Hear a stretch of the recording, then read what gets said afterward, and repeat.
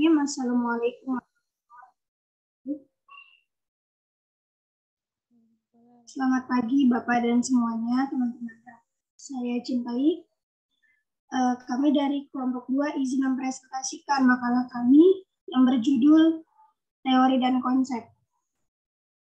Saya di sini bersama rekan saya yaitu Nia Salsabila dan Neng Astrid dan Neng Zenit.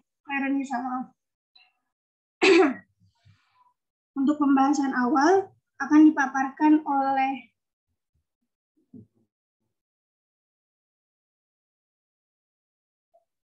Neng Zenit Khairunisa terlebih dahulu.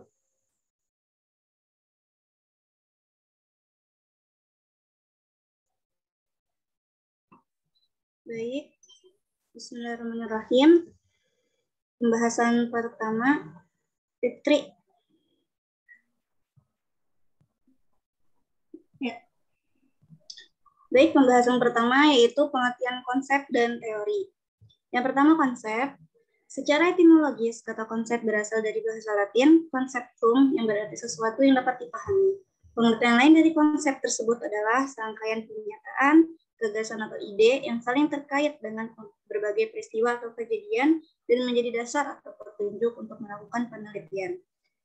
Menurut Singarimbuan dan Effendi, mendefinisikan konsep sebagai istilah dan definisi yang digunakan untuk menggambarkan secara abstrak suatu kejadian, keadaan, kelompok, atau individu yang menjadi pusat perhatian ilmu sosial. Melalui konsep, peneliti diharapkan dapat menyederhanakan pemikirannya dengan menggunakan satu istilah untuk beberapa kejadian yang berkaitan satu dengan lainnya. Istilah tersebut digunakan untuk mewakili realitas yang kompleks. Next, Fit.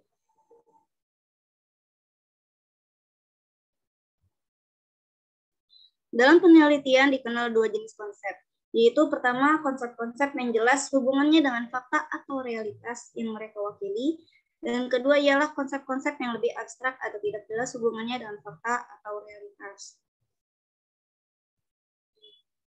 Selanjutnya, ciri-ciri konsep. Yang pertama, memiliki sifat abstrak dan merupakan gambaran mental dari objek, peristiwa, atau kegiatan. Yang kedua, konsep adalah kumpulan benda yang memiliki karakteristik atau kualitas secara umum. Jadi, apa yang ada dalam konsep itu, ada beberapa hal yang bisa disebutkan. Yang ketiga, konsep tersebut memiliki sifat personal. Pemahaman masyarakat tentang konsep kelompok, misalnya mungkin berbeda dari yang lain. Yang keempat, konsep dipelajari melalui pengalaman belajar. Dan yang kelima, konsep bukan pertanyaan tentang arti dari kata seperti dalam kamus. Kamus itu sendiri memiliki makna lain yang lebih luas. Lanjut, teori. Teori ini berasal dari bahasa Latin yaitu theoria, yang merupakan kata benda yang secara harfiah memiliki arti perenungan, spekulasi, atau fisik.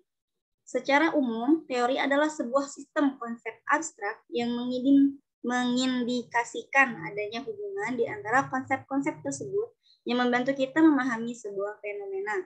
Sehingga bisa dikatakan bahwa suatu teori adalah suatu kerangka kerja konseptual untuk mengatur pengetahuan dan menyediakan suatu cetak biru untuk melakukan beberapa tindakan selanjutnya.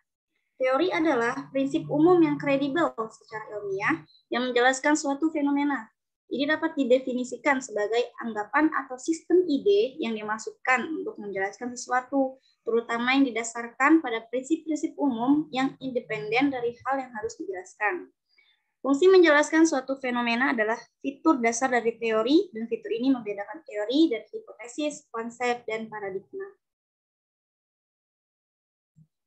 Nah, pengertian teori menurut para ahli, ada menurut Jonathan H. Turner, yaitu teori adalah sebuah proses mengembangkan ide-ide yang membantu kita menjelaskan bagaimana dan mengapa suatu peristiwa terjadi. Ada juga menurut Littlejohn dan Karen Post, yakni teori merupakan sebuah sistem konsep yang abstrak dan hubungan-hubungan konsep tersebut yang membantu kita untuk memahami sebuah fenomena. Menurut Karlinger, teori adalah konsep-konsep yang berhubungan satu sama lainnya yang mengandung suatu pandangan sistematis dari suatu fenomena. Menurut Emory Cooper, teori merupakan suatu kumpulan konsep, definisi, proposisi, dan variabel yang berkaitan satu sama lain secara sistematis dan telah digeneralisasikan. sehingga dapat menjelaskan dan memprediksi suatu fenomena, fakta-fakta tertentu. Dan menurut Calvin S. Hall dan Gardner Lindsay, teori adalah hipotesis, dugaan sementara yang belum terbukti atau spekulasi tentang kenyataan yang belum diketahui secara pasti.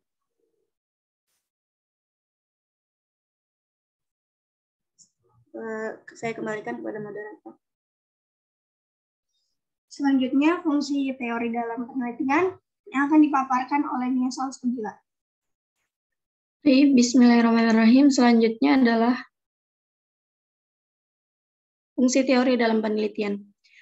Sebelum membahas fungsi teori dalam penelitian, saya akan menyampaikan makna penelitian tersebut. Kata penelitian adalah terjemah dari kata research yang berasal dari bahasa Inggris. Kata research terdiri dari dua kata, yaitu re yang berarti kembali dan to research yang berarti mencari. Jadi dapat disimpulkan bahwa pengertian research penelitian adalah mencari kembali suatu pengetahuan. Penelitian adalah suatu penyelidikan terorganisasi atau penyelidikan yang hati-hati kritis dalam mencari fakta untuk menentukan sesuatu.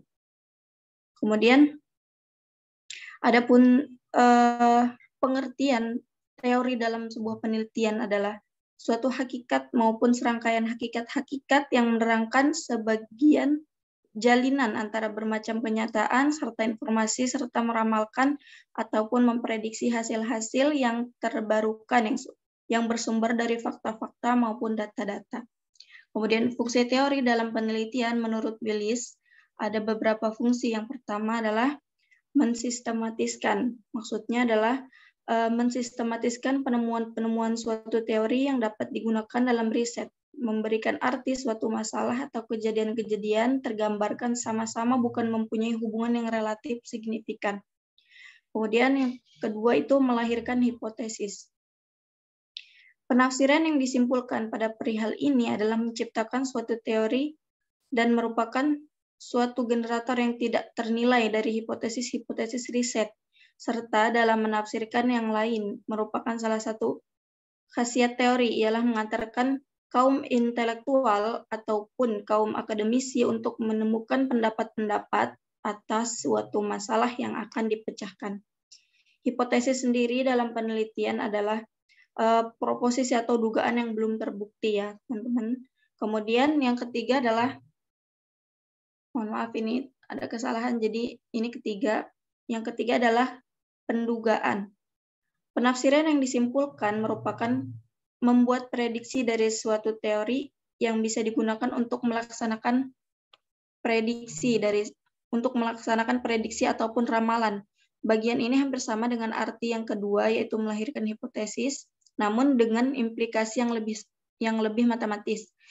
Teori itu bisa memperlihatkan apa yang diharapkan buat keberhasilan apabila peneliti tersebut sudah melaksanakan eksperimen atau pengamatan. Kemudian yang keempat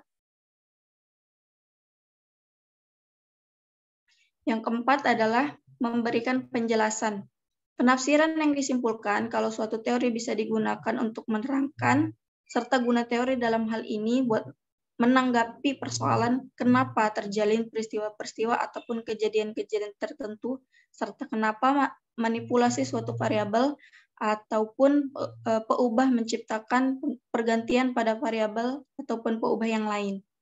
Selain menurut Willis, ada juga menurut Dr. Amulyati, itu ada di makalah, teman-teman bisa dibaca. Kemudian paradigma dalam penelitian. Paradigma adalah cara pandang yang terdapat pada diri seseorang yang memberikan dampak pada orang tersebut dalam melihat kenyataan yang terdapat di lingkungan sekitarnya. Paradigma penelitian adalah suatu kerangka pikir dari seseorang peneliti yang menjelaskan bagaimana ia memahami suatu masalah dan membuat langkah-langkah pengujian sebagai dasar untuk menjawab masalah tersebut. Dengan demikian, bagi seorang peneliti, fungsi paradigma dalam penelitian merupakan alat bantu untuk yang pertama, merumuskan apa yang harus dipelajari atau diteliti. Yang kedua, menetapkan permasalahan-permasalahan yang harus dijawab. Yang ketiga, menentukan metode untuk menjawab permasalahan. Dan yang keempat adalah menetapkan prosedur-prosedur yang harus diikuti untuk menganalisis informasi dan data yang diperoleh. Selanjutnya adalah fakta penelitian.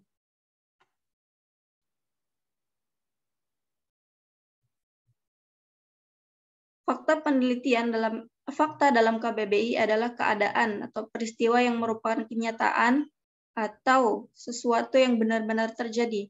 Fakta adalah pengamatan yang telah diverifikasi secara empiris. Fakta dalam prosesnya kadangkala dapat menjadi sebuah ilmu, namun juga sebaliknya. Fakta tidak akan dapat menjadi sebuah ilmu manakala dihasilkan secara random saja. Namun bila dikumpulkan secara sistematis dengan beberapa sistem serta dilakukan secara sekuensial, maka fakta tersebut mampu melahirkan sebuah ilmu. Sebagai kunci bahwa fakta tidak akan memiliki arti apa-apa tanpa sebuah teori. Fakta itu bersifat objektif. Setiap orang akan memiliki kesamaan dalam pengamatan suatu fakta. Sebuah fakta mempunyai kebenaran mutlak dan tidak bisa dibantah. Kejadian yang bisa diterima oleh akal sehat atau nalar tentu saja disebut fakta. Kemudian selanjutnya, dalam penggunaannya, fakta memiliki dua sifat, yaitu fakta yang bersifat umum dan fakta yang bersifat khusus. Fakta yang bersifat umum, yaitu keadaan yang dapat ditemukan atau terjadi secara umum, atau sudah merupakan kelaziman. Contohnya, matahari terbit dari timur dan terbenam di barat setiap hari. Kemudian ada fakta khusus, yaitu keadaan atau peristiwa yang ditemukan atau terjadi secara khusus atau istimewa, atau ada keadaan tertentu saja. Contohnya, jumlah mahasiswi konsentrasi ilmu Al-Quran dan Tafsir IIKI Jakarta pada semester 6 tahun 2020 ada sebanyak 50 orang. Singkatnya, fakta dalam penelitian adalah sebuah kebenaran dari pengamatan yang telah diverifikasi secara empiris yang bersifat objektif dan dapat diterima oleh akal. Selanjutnya saya kembalikan kepada moderator. Ya, selanjutnya di sini ada variabel penelitian. Variabel penelitian adalah suatu atribut atau sifat atau nilai dari orang, objek, atau kegiatan yang memiliki variasi tertentu yang ditetapkan oleh penelitian untuk dipelajari dan ditarik kesimpulannya. Pengertian variabel dapat pula dirumuskan sebagai variasi dari suatu yang menjadi gejala penelitian. Gejala penelitian dimaksudkan adalah suatu yang menjadi sasaran penelitian. Konsep kualitas fisik dan prestasi belajar dapat dikatakan variabel karena mempunyai sejumlah nilai yang bervariasi. Kualitas dapat mempunyai nilai tinggi, sedangkan rendah atau mempunyai nilai daya tahan tubuh atau stamina. Harapan hidup dan kesaktian. Begitu juga dengan konsep prestasi belajar mempunyai nilai yang berbeda dalam sangat baik. Sangat baik, baik, cukup, kurang, dan sangat kurang. Akan tetapi konsep fisik tidak dapat dikatakan sebagai variabel karena fisik tidak mengandung pengertian adanya nilai bervariasi.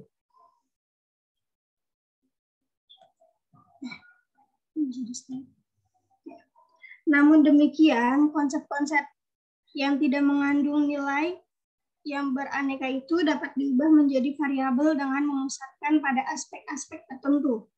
Fisik umpamanya dapat menjadi variabel bila dilihat dari aspek sehat dan tidak sehat, kuat dan tidak kuat, atau daya tahannya. Selanjutnya di sini ada jenis-jenis variabel. Jenis-jenis variabel itu ada variabel independen sama dependent. Nah, variabel dependent itu ialah variabel yang dijadikan sebagai faktor yang dipengaruhi oleh sebuah atau sejumlah variabel lain. Sedangkan variabel independen ialah variabel yang berperan memberi pengaruh kepada variabel lainnya.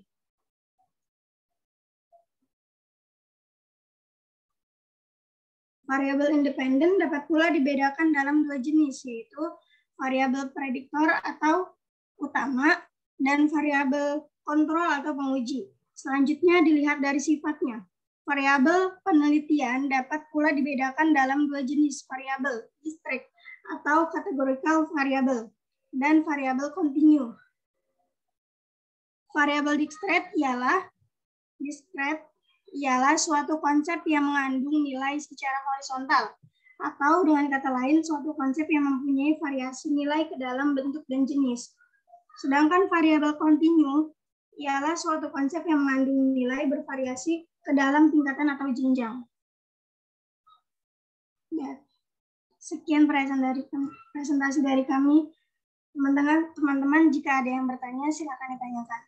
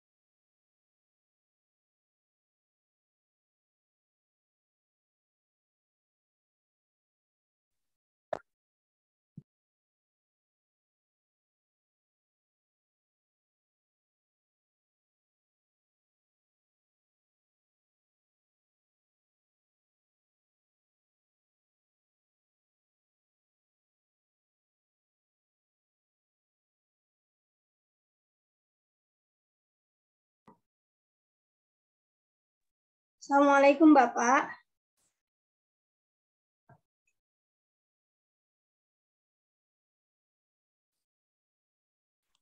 Ya, gimana? Waalaikumsalam. Ya, ada penambahan atau ada penjelasan dari Bapak? Sudah diskusinya? Sudah, Pak, tapi belum ada yang bertanya. Kenapa nggak ada yang bertanya ya? Bismillahirrahmanirrahim. Alhamdulillahirabbil alamin. Allahumma shalli ala sayyidina Muhammadin wa ala alihi wa ashabihi ajma'in. Rabbi shrah li sadri wa yassir li amri wa hlul 'uqdatam min lisani yafqahu qawli. Wa ba'd, baik. Pertama saya ucapkan terima kasih kepada para pemakalah yang sudah menyampaikan materinya. Pada kawan-kawan harusnya diskusi untuk memperdalam materi ya. Karena tidak ada, saya lanjutkan saja untuk penambahan beberapa hal terkait dengan diskusi dan materi hari ini. Yang pertama adalah terkait dengan paradigma penelitian ya. Jadi paradigma itu untuk mudahnya bisa kita pahami sebagai sebuah cara pandang atau sudut pandang. Kalau kita melihat katakanlah gajah gitu ya. Nah, orang yang melihat gajah itu cara pandangnya bisa berbeda-beda. Cara pandang yang dimaksud tentu bukan pandang mata Ya, tapi cara menggambarkan lalu mendeskripsikan gajah itu yang dimaksud dengan cara pandang itu ya, sudut pandang. Jadi orang mendeskripsikan tentang gajah itu bisa berbeda-beda. Cara melihat gajah itu bisa berbeda-beda. Orang pertama misalnya melihat gajah itu menggunakan konsepsi tertentu, ya, menggunakan pemahaman-pemahaman sebelumnya yang sudah dia dapatkan, mungkin dari bacaannya, atau dari orang tuanya, dari gurunya, dari temannya. Nah, pemahaman itu dia pakai untuk melihat, membaca, dan kemudian menggambarkan atau mendeskripsikan gajah yang sedang dia lihat. Jadi misalnya pengetahuan dia sebelumnya itu yang dia dapat dari bahan bacaan, dari guru, dan yang lain-lain mengatakan bahwa gajah itu adalah hewan yang tubuhnya besar, kakinya ada 4, telinganya lebar, ada belalainya, dan seterusnya. Jadi dia sebelum melihat sosok gajah yang sesungguhnya, dia sudah punya konsep sebelumnya. Karena dia sudah membaca, mendengarkan mengenai hal itu. Lalu konsep itu dia bawa untuk melihat realitas gajah yang sesungguhnya. Setelah dia lihat, dia amati, lalu dia deskripsikan kembali gajah itu berdasarkan konsep yang sebelumnya dia sudah ketahui mengenai gajah. Ada model yang seperti ini, orang melihat gajah. Ada juga orang kedua yang melihat gajah itu tidak seperti yang pertama tadi. Tapi cara dia melihat itu ya disesuaikan dengan realitas dan fakta yang ada di depan matanya. Ketika dia ke kebun binatang, dia melihat gajah satu, oh ini ukurannya tinggi, besar, telinganya lebar, ya kakinya gede, panjang-panjang, hitam. Lalu bergeser ke sedikit ke arah selatan. Nah, ini kecil, pendek, warnanya keputih-putihan, albino, misalnya begitu ya. Tidak sebesar yang di ruang pertama. Lalu geser lagi begini. Nah, cara pandang orang yang kedua, paradigma orang yang kedua ini lebih detail dari yang pertama. Kalau yang pertama itu semua dilihat sesuai dengan konsep yang dia sudah pahami tadi dari bahan bacaannya atau dari informasi sebelumnya. Tapi yang kedua ini langsung melihat realitas dan fakta gajah sebagaimana yang ada di depan matanya, ya, dari ruang 1, ruang 2, ruang 3. Ternyata realitas gajah itu berbeda-beda antara yang ada di ruang 1, ruang 2, ruang 3. Lalu berdasarkan apa yang dia lihat, ini orang yang kedua ya, berdasarkan apa yang dia lihat, nah, lalu baru dia deskripsikan, oh ternyata gajah itu ada yang tingginya sekian meter, warna kulitnya ini, bla bla bla bla. Tapi ada yang warnanya putih, ya tingginya juga tidak terlalu tinggi, ya belalainya juga pendek, dan seterusnya sampai selesai berbagai macam jenis gajah yang dia lihat di kebun binatang. Nah, kalau yang pertama cara pandangnya itu berdasarkan konsep, ya konsep itu dia terapkan untuk membaca semua realitas gajah, tapi orang kedua justru berangkat dari realitas, dari fakta-fakta dan realitas gajah yang dia lihat ternyata berbeda-beda, beragam. Dari keragaman itu baru dia tarik sebuah kesimpulan. Nah, jadi ini saja sudah dua orang ini berbeda ya cara pandangnya terhadap gajah. Apalagi nanti kalau ada orang ketiga, orang keempat, orang kelima, dan seterusnya. Nah, cara pandang inilah yang disebut dengan paradigma. Ya, disebut paradigma. Nah, paradigma nanti ketika sudah dituangkan dalam sebuah kertas kerja Anda tuliskan, itu nanti akan menjadi konsep biasanya, menjadi konsep berupa definisi-definisi. Nah, antara orang pertama yang saya contohkan dengan orang kedua yang tadi saya contohkan, pasti ketika masuk pada laporan kertas kerja, lalu menggambarkan dan mengkonsepsikan gajah tadi itu pasti hasilnya berbeda. Padahal realitasnya sama. Ya, realitas gajah yang dia lihat itu sama. Tapi karena paradigma dan cara pandangnya berbeda, maka menghasilkan laporan dan hasil kertas kerja yang berbeda juga.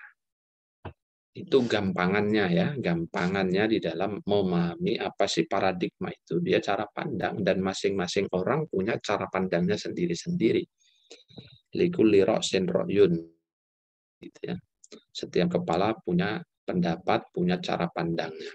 Dalam konteks dunia penelitian yang disebut dengan paradigma itu adalah satu konsep, metode, atau kaedah-kaedah yang dijadikan kerangka kerja pelaksanaan penelitian. Jadi metode dan konsep atau kaedah-kaedah itu dia pilih untuk dijadikan sebagai kerangka acuan dalam melakukan riset. Nah, itu kira-kira pemahaman paradigma dalam dunia penelitian.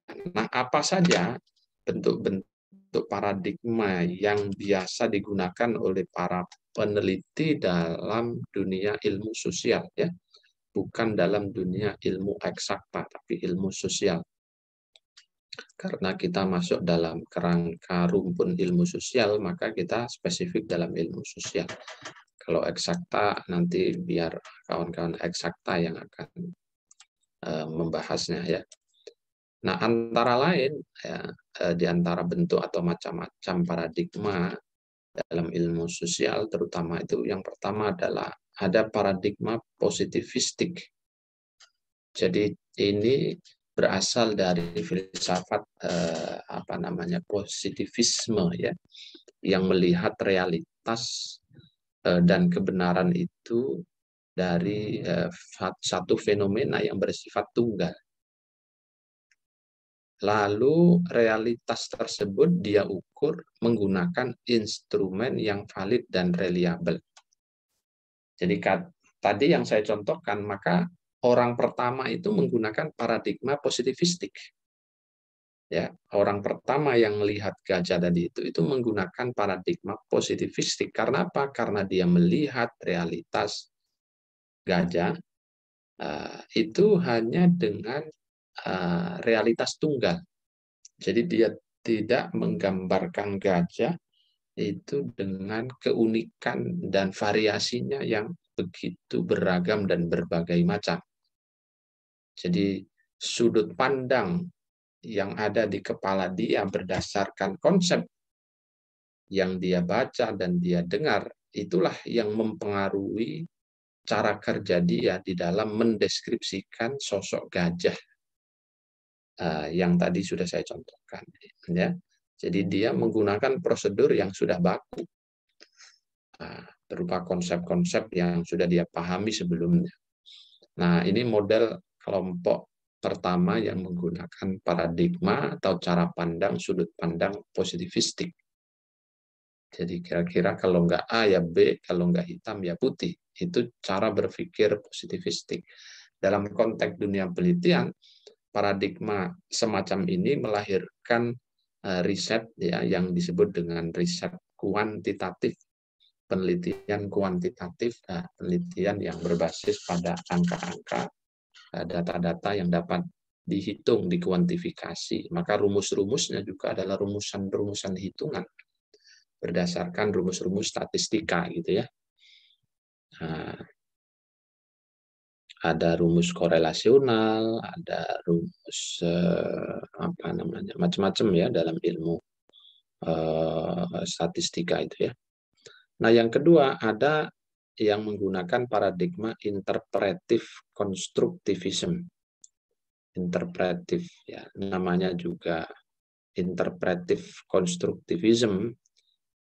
Maka paradigma yang kedua ini, cara melihat realitas itu tidak tunggal.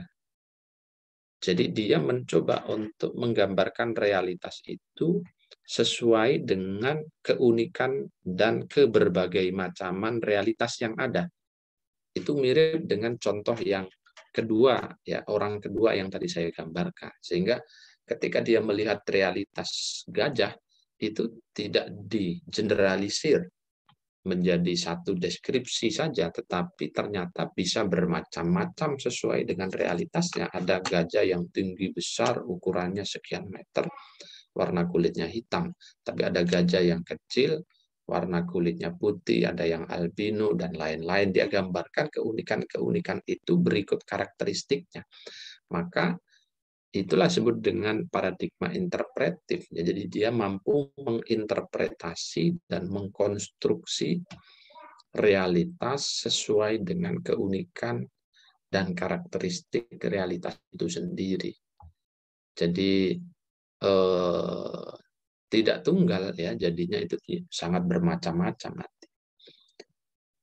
Bisa jadi satu kelompok berbeda dengan kelompok yang lain. Karena apa? Karena situasi dan kondisi sosiokulturalnya berbeda. Misal, orang Arab yang tinggal di Indonesia, walaupun sama-sama sukunya Arab, itu mungkin bisa berbeda dengan orang Arab yang tinggal katakanlah di Afrika atau bahkan yang tinggal di Timur Tengah.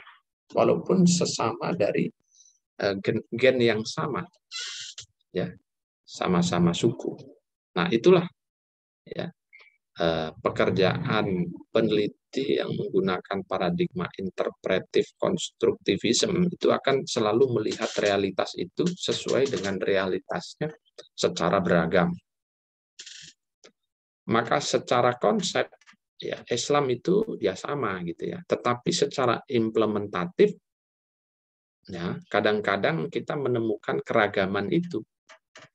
Ya, ketika orang Indonesia mengimplementasikan konsep yang sama misalnya tentang apa ya? Ya, tentang bagaimana sedekah. Sedekah itu konsep normatifnya kan sama ya, di mana-mana kan sama. Ya. Konsep ideal normatifnya itu sama ya, berbagi. Nah, ketika diterjemahkan dalam bentuk aksi, dalam bentuk implementasi di lapangan, itu caranya bisa beda-beda. Nah, kalau orang positivistik itu tidak mau melihat keunikan-keunikan dan keragaman realitas di lapangan itu. Dia hanya menggunakan teori tentang sedekah saja, selesai. Semua digeneralisasi. Ya, secara hitam putih biasanya mengikuti teori tertentu. Tapi kalau orang yang berparadigma yang kedua, interpretive constructivism, itu dia akan melihat realitas implementasi, katakanlah sedekah tadi itu, sesuai dengan apa yang dia lihat, apa yang dia alami di tengah-tengah masyarakat. Oh, di masyarakat A sedekahnya begini, menggunakan ini. Oh, kalau di Timur Tengah menggunakan gandum. Oh, menggunakan kurma. Itu alat sedekahnya. Oh, di sini menggunakan padi, menggunakan jagung. Oh, waktunya kalau di Timur Tengah begini, di Eropa begini, di Afrika begini, di Asia Tenggara atau di Indonesia khususnya begini. Oh, cara berinteraksi, bersedekah kepada makhluk Tuhan yang lain, kalau di Eropa begini, kalau di Timur Tengah begini, di Asia Tenggara, di Indonesia begini. Nah, keunikan-keunikan dan karakteristik masing-masing wilayah itu digambarkan ya sesuai dengan realitas dan fakta yang dia lihat di lapangan. Nah, inilah yang nanti akan menghasilkan satu bentuk metode riset yang dikenal dengan istilah riset kualitatif ya. Jadi dia melihat fakta-fakta sosial ya secara kualitatif sehingga tidak digambarkan dengan sesuatu yang tunggal dan seragam, tidak ya. Paradigma yang kedua ini akan menggambarkan realitas sosial itu dengan gambaran yang beragam sesuai dengan objek yang dia lihat. Nah, kemudian yang ketiga ada yang menggunakan paradigma pragmatisme. Pragmatisme itu ya mempercayai bahwa realitas tidak bersifat tetap karena terus melakukan negosiasi ya, ada perdebatan, ada interpretasi. Jadi realitas itu tidak tunggal dan dia akan selalu berdialektika, bernegosiasi ya dengan tempat di mana realitas itu ada dan mewujud. Ya, bisa jadi orang Jakarta yang hidup di Jakarta tahun 80-an ya, itu berbeda kebutuhannya, berbeda kebudayaannya dengan orang Jakarta yang hidup di Jakarta tahun 2000-an. Bukan bisa jadi, pasti akan terjadi perbedaan. Perbedaan cara pakaian, perbedaan cara bicara, perbedaan cara makan, dan seterusnya. Jadi pragmatisme itu adalah bagaimana ya bisa individu atau kelompok ya itu bernegosiasi dengan realitas yang ada. Ya, sehingga menghasilkan fakta-fakta baru. Ya, jadi dia tidak stagnan di satu titik. Orang Jakarta tahun 80-an, terus tahunnya udah ganti, sekarang tahun 2022 tetap sama. Gitu. Ya enggak begitu, itu bukan pragmatisme ya. Ya, pragmatisme itu sesuai dengan realitas dan kebutuhan real di lapangannya seperti apa. Nah, orang yang berparadigma pragmatis ya, nanti risetnya biasanya akan menghasilkan riset atau menggunakan riset yang menggabungkan dari yang kualitatif dan yang kuantitatif tadi. Jadi gabungan. Jadi konvergensi, gabungan antara kuantitatif dan kualitatif.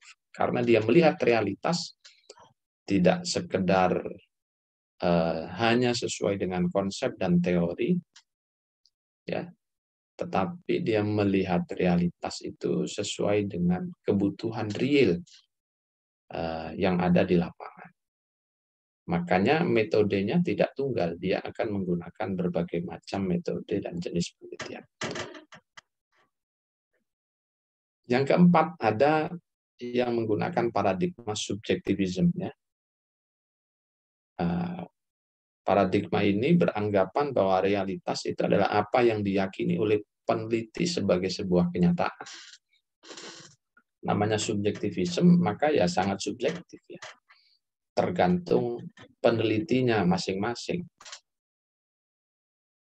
Nih, para peneliti subjektivisme ini biasanya menggunakan atau digunakan paradigma ini pada metode analisa wacana, arkeologis, genealogis, dekonstruktivisme, dan lain-lain. Misalnya kawan-kawan arkeolog itu kan yang dia teliti kan artefak ya. Artefak itu peninggalan-peninggalan berupa fisik ya. Misalnya masjid, bekas-bekas bangunan, koin-koin zaman kuno, itu masuk dalam kategori artefak. Kemudian dia teliti, misalnya ingin melihat bagaimana sih teknologi pembangunan di zaman Majapahit dulu. Nah, arkeolog ini akan melihat peninggalan-peninggalan yang diyakini itu berasal dari masyarakat yang hidup di era Majapahit. Maka ada koin-koin, ada bangunan-bangunan, bekas candi, bekas istana raja, bekas pemandian, dan lain-lain, dia analisa. Nah, biasanya paradigmanya adalah subjektivisme. Karena subjektivisme, maka ya tergantung si peneliti ini membaca dan mengkategorisasikan data yang dia temukan di lapangan. Oh, ini jenis bangunan ini umurnya sekian ribu tahun. Apa indikatornya? Oh, indikatornya menggunakan batu-batuan yang kalau ini diukur, memang batu ini hidupnya di sekian tahun, bentuk ukurannya seperti ini. Nah, memang ada teori-teorinya yang harus memperkokoh, ya. Tetapi klaim-klaim seperti itu sangat subjektif, ya. Sehingga disebut menggunakan paradigma subjektivisme. Lalu ada orang bertanya, Pak, kalau terlalu subjektif itu apakah bisa diterima sebagai bagian dari ilmiah? Padahal ciri ilmiah itu kan harus objektif, Pak, menghindari subjektivitas. Maka jawabannya adalah kalau subjektivitas bertemu dengan subjektivitas yang lain, itu disebut dengan intersubjektivisme. Pertemuan antara subjektivitas dengan subjektivitas yang lain, terus begitu. Nah, ketika sudah terjadi subjektivisme, intersubjektivisme, maka akan menjadi objektivitas yang baru. Si fulan A mengklaim bahwa bangunan ini tahun ini, si fulan B mengklaim bahwa hasil risetnya bangunan ini tahun ini, si C begitu, si D begitu, si B. Oh, dari sekian banyak peneliti semua berkesimpulan bahwa bangunan yang diteliti itu tahunnya kisarannya sama. Nah, walaupun ini subjektif yang berbeda-beda, risetnya juga dilakukan di tahun yang berbeda-beda, tapi hasilnya mengatakan sama atau cenderung sama, maka ini hasilnya ini menjadi objektif. Nah, gitu dalam dunia riset, ya. Subjektivisme itu menjadi paradigma yang masih digunakan sampai hari ini, ya, walaupun dalam riset-riset tertentu. Yang kelima itu adalah paradigma kritis. Paradigma kritis ini lahir dari Marxian, ya, pengikutnya Karl Marx, tokoh sosialisme yang sangat kritis terhadap penguasa dan kelompok borjuis. Jadi dia menganggap bahwa ketimpangan sosial yang terjadi di masyarakat itu kan disebabkan oleh perilaku ketidakadilan yang diterapkan oleh pemilik modal, ya, oleh kaum borjuis. Kaum borjuis itu bisa pemilik modal, bisa penguasa. Pemilik modal itu, ya, kalau zaman dulu tuan tanah. Kalau di India tuan takur, ya, semua dimiliki. Kalau hari ini, ya, pengusaha-pengusaha itu pemilik modal. Kaum kapitalis yang punya kapital itu modalnya banyak. Itu yang dikritisi oleh Karl Marx dan murid-muridnya sehingga menghasilkan gerakan dan teori sosialisme. Jadi dia menganggap bahwa idealnya, ya, kekayaan itu harus didistribusi kepada yang kelas-kelas pekerja, ya, kebetulan Marx ini pekerja gitu, kelas buruh. Jangan hanya dinikmati oleh para pemilik modal, ya. Dia karena secara ekonomi beruntung, ya, lalu semau-maunya saja menguras tenaga dan keringat kaum buruh, maka dikritisi. Nah, ideologi kritis Marx dan murid-muridnya itulah yang menginspirasi para periset.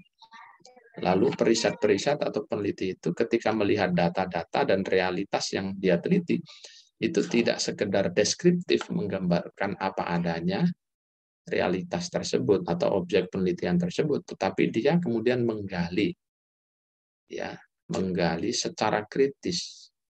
Kenapa realitas itu bisa terjadi? Nah, kenapa realitas ini terjadi, dipengaruhi oleh apa? Siapa aktor-aktor yang menggerakkannya? Jadi ada pertanyaan-pertanyaan kritis di balik realitas itu. Nah, inilah beberapa paradigma yang sering dipakai oleh para peneliti di dalam meriset penelitian mereka, terutama penelitian dalam kerangka kerja ilmu sosial. Lalu pertanyaannya, Pak, kalau kawan-kawan IAT biasanya menggunakan paradigma apa, Pak? Yang paling dominan adalah yang kedua. Paradigma yang dikembangkan dan digunakan oleh kawan-kawan IAT itu adalah paradigma interpretif konstruktivisme. Maka penelitiannya adalah penelitian kualitatif, gitu ya.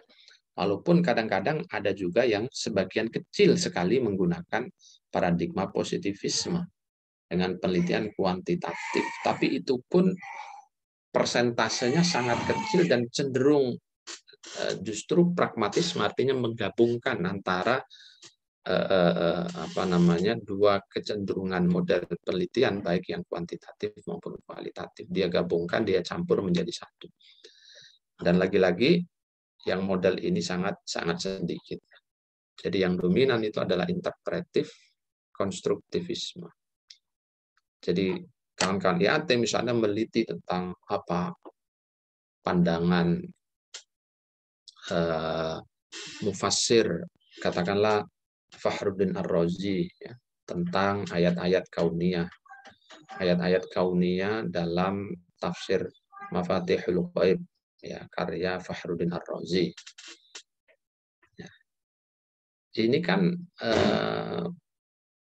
ya agak susah kalau dibaca secara positivistik, ya, tetapi yang lebih memungkinkan adalah dibaca secara interpretif konstruktivisme, karena data-datanya berupa dokumen tertulis, ya, dan itu harus dianalisa secara kualitatif. Apa yang dituangkan oleh Ar-Razi dalam tafsirnya itu dianalisa sedemikian rupa oleh peneliti di bidang ke-IAT-an.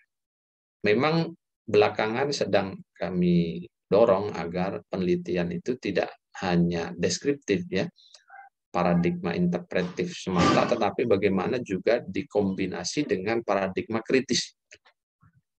Ya, jadi anak-anak IAT kita dorong juga, mudah-mudahan nanti Anda juga menerapkannya, yaitu juga menambahkan paradigma interpretif itu dengan paradigma kritis.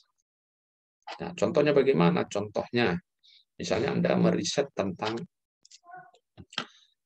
perkembangan tafsir Al-Quran di Jawa, katakanlah abad ke-18 Masehi. Nah, ini berarti kalau bicara perkembangan tafsir Al-Quran di Tanah Jawa abad 18, berarti ini riset historis, ya, riset-riset yang menggunakan pendekatan sejarah. Nah, oke. Lalu Anda lakukan riset itu. Anda kumpulkan data-data kitab tafsir yang ditulis di abad 18 Masehi di seantero Jawa, Jawa Timur sampai Jawa Barat. Semua Anda sampai Banten, ya, karena Pulau Jawa.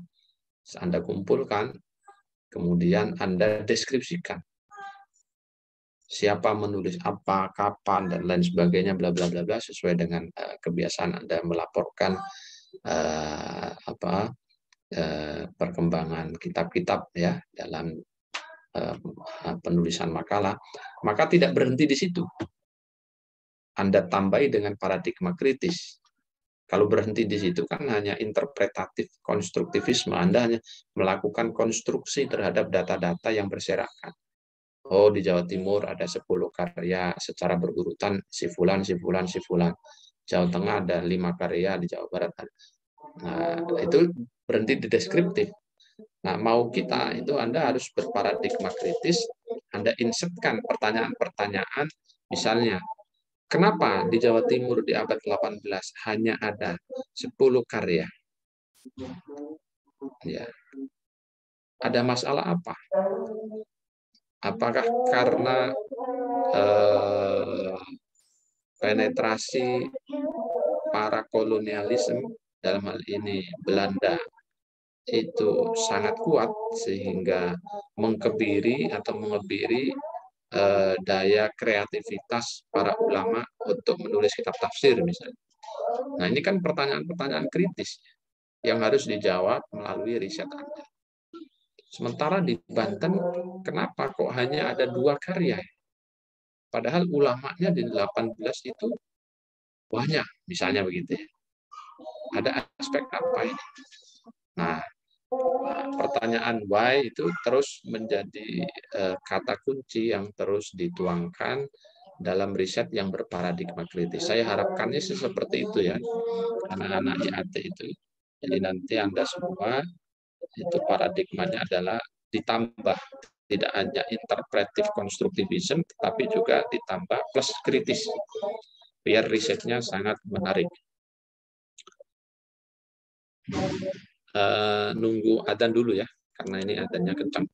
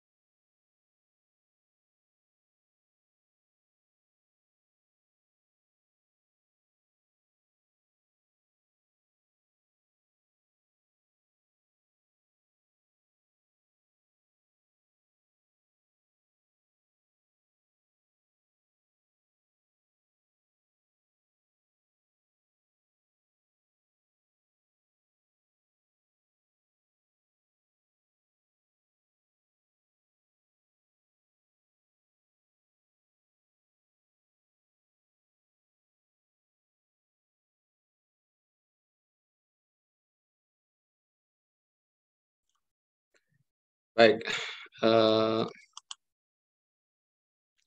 Selanjutnya yang ingin saya sampaikan adalah mengenai konsep dan tadi variabel ya. Konsep itu bisa juga didefinisikan dengan istilah dan definisi yang digunakan untuk menggambarkan secara abstrak ya sebuah kejadian atau keadaan, kelompok atau individu yang menjadi pusat perhatian ilmu sosial, baik yang bersifat konkret maupun yang abstrak. Yang bersifat konkret misalnya adalah kursi, meja. Bagaimana kita mendefinisikan meja, mendefinisikan kursi, itulah konsep sebenarnya. Yang abstrak itu sesuatu yang tidak kasat mata, tidak bisa diindra oleh panca indera kita. Ya. Misalnya soal kebahagiaan, kecerdasan, emosi, itu kan sesuatu yang abstrak ya, bahagia. Nah, bagaimana kita mendefinisikan kebahagiaan, itulah konsep. Ya. Bagaimana kita mendefinisikan kecerdasan, ya itulah konsep. Jadi Anda mengabstraksikan satu objek tertentu ya, sehingga orang bisa memahami. Oh, meja itu adalah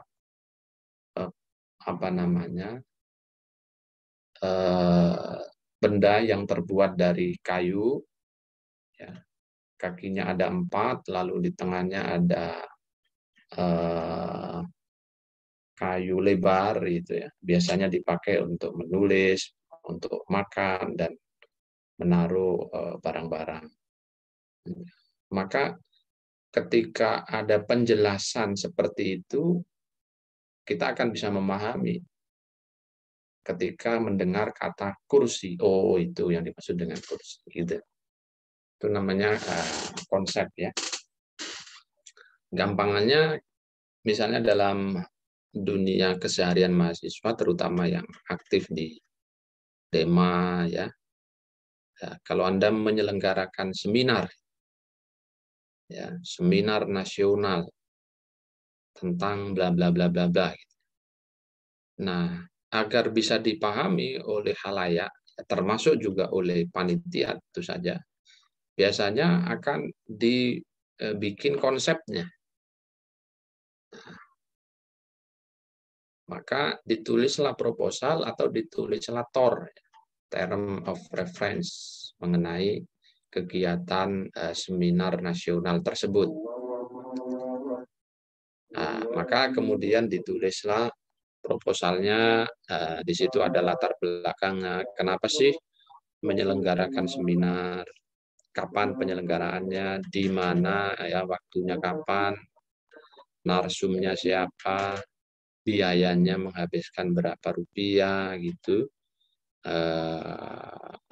tempatnya kapan, sasaran kegiatannya, baru diakhiri dengan penutup. Lalu membaca TOR ini semua paham.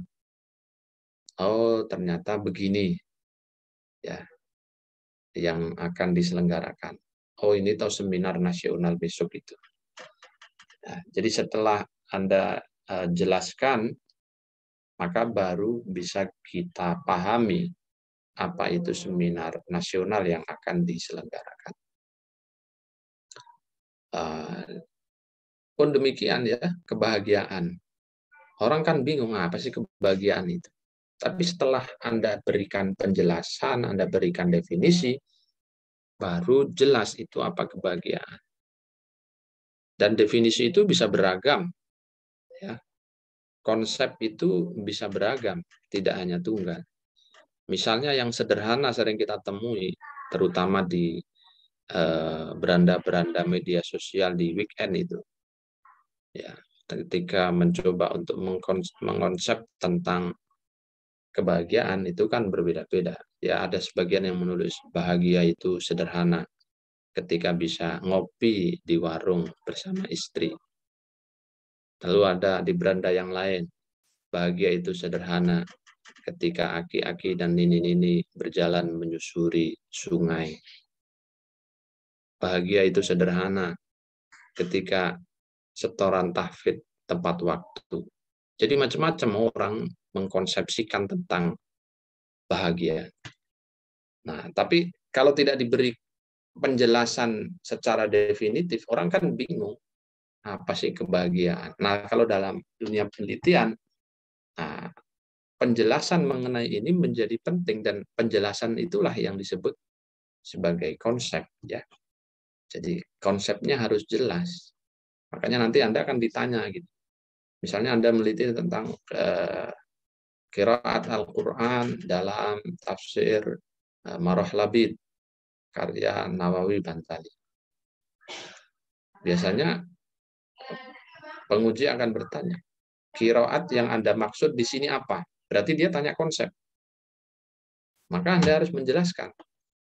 Qiraat yang saya maksud dalam penelitian ini adalah bla bla bla bla, adalah qiraat shahihah, yang dimana qiraat shahihah itu adalah yang begini begini begini begini.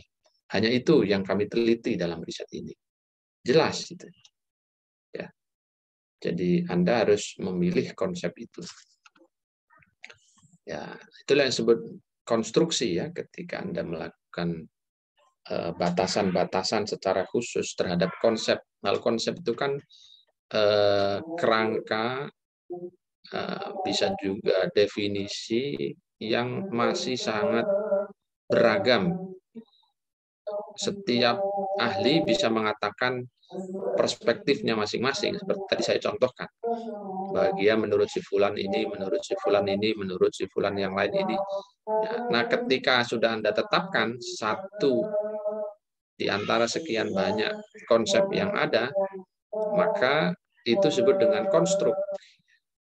Nah, misalnya kecerdasan itu konsep, tapi setelah pengertiannya dibatasi secara khusus dalam perspektif tertentu, ya, yang dapat diukur dan diamati, maka kecerdasan itu berubah menjadi konstruk, tidak lagi sekedar konsep, tapi sudah bisa disebut dengan konstruk.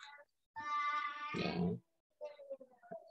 Lalu sebagian menyebutnya sudah berubah menjadi variabel ketika apa? Ketika konsep-konsep itu sudah dispesifikasi, Anda pilih salah satunya, lalu bisa juga diukur dan diuji, maka bisa menjadi variabel. Maka definisi variabel itu antara lain adalah, ya, objek yang Anda teliti.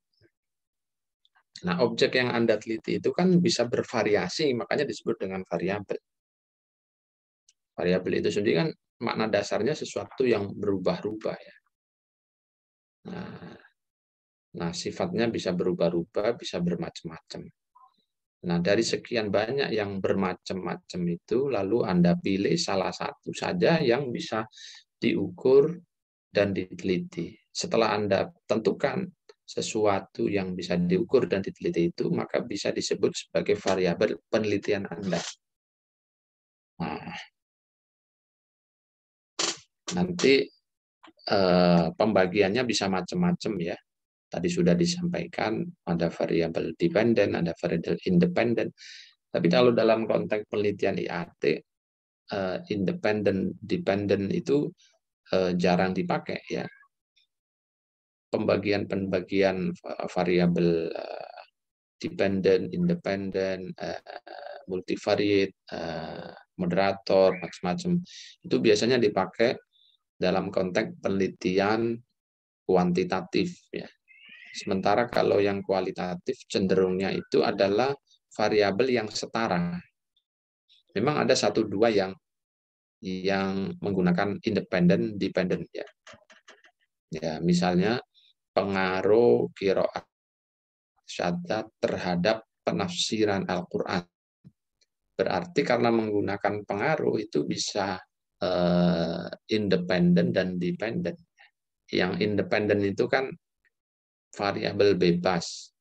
Variabel bebas itu berarti dia tidak bisa dipengaruhi oleh yang lain, justru dia yang mempengaruhi.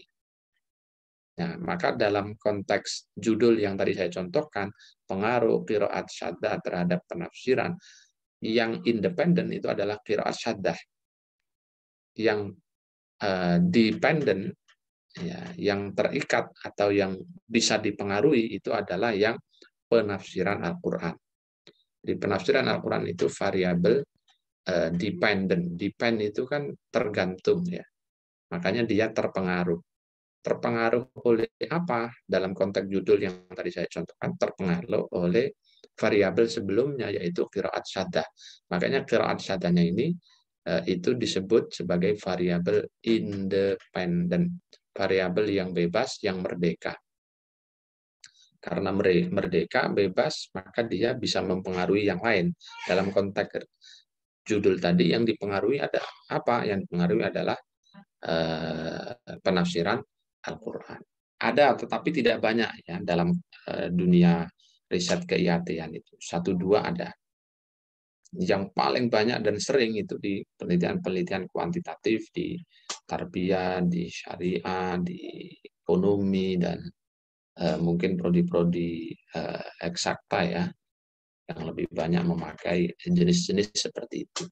Nah, kalau dalam penelitian kualitatif, cenderungnya variabel ada, tetapi rata-rata variabelnya adalah variabel yang bersifat setara.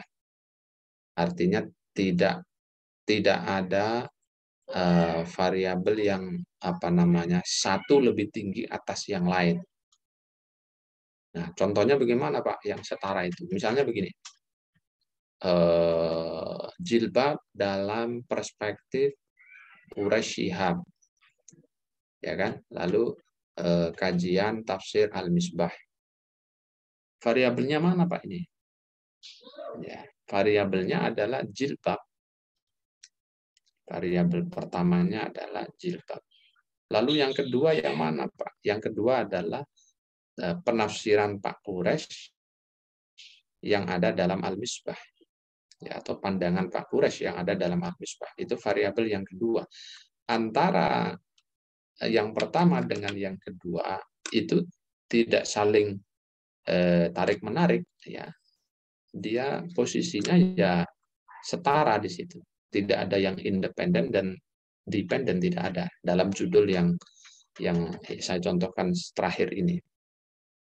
Bahkan ada yang mengatakan itu variabelnya satu, Pak, yaitu jilbab saja. Ya. Lalu tafsir yang ditulis oleh Pak Quraisy, yaitu Al-Misbah, itu menjadi objek materialnya saja. Ada yang mengatakan begitu. Ya, ini soal perspektif, ya. Ya, sah-sah saja, ya, perspektif keragaman pendapat, ya. Nah, itu contoh, ya. Anda menulis riset misalnya tradisi apa itu namanya?